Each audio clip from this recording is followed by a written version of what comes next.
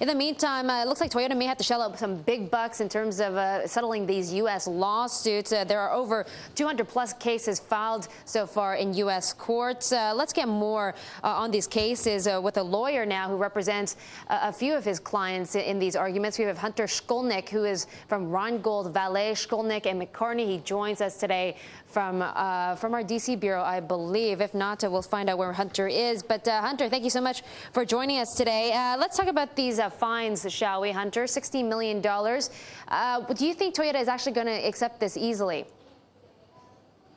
Well, I don't really think so. I think for the company to accept these fines at this point, they will be giving up a major defense that they think they're going to be being put forward in the litigation. So I doubt they'll accept it and let this go. I think they'll fight it all the way.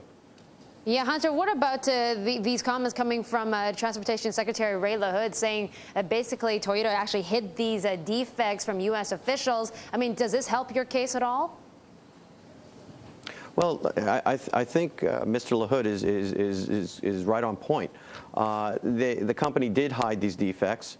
That is the basis for these fines that are being sought. Will it help the litigation? Certainly, any time a company such as Toyota hides important safety information from the public, it helps the litigation. Unfortunately, it hurts the public. Okay, so let's talk about these class action lawsuits that a few of these that you filed as well. How are these cases going so far, and what sort of settlement are you looking for here, Hunter?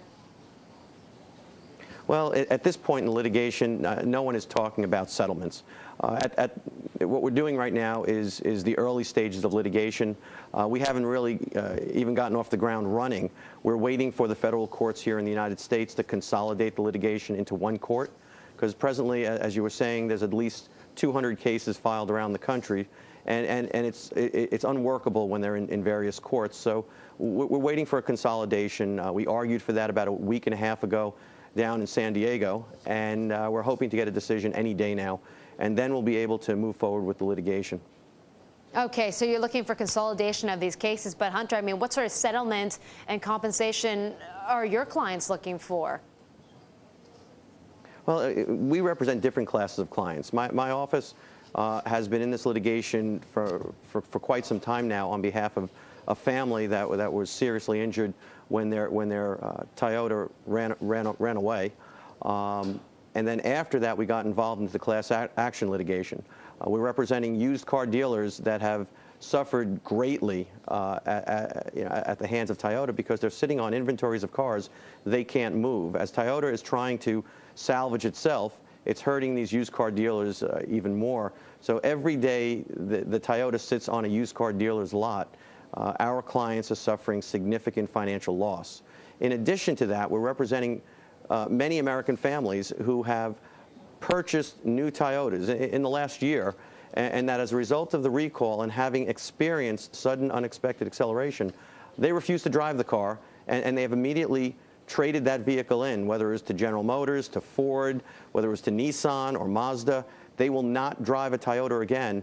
And if you take a new car, something purchased in the last year, these people have lost $10,000, $15,000, $20,000 immediately on this trade-in. So when you're talking about a class of tens of thousands of people, maybe 100,000 people, the damage is just staggering. And Hunter, let's talk about evidence here, because we still have NHTSA and the Department of Transportation trying to find out what exactly caused these unintended acceleration cases. In fact, they're bringing in NASA scientists to do just that. So what sort of evidence are you presenting in these cases that Toyota is at fault here? Well, at the present time, what I think the consistent theme is to try to find out what did Toyota know, when did they know it, and specifically, why are they trying to pass off simple fixes, such as the pedal, such as the mats, as the real problem when it's not.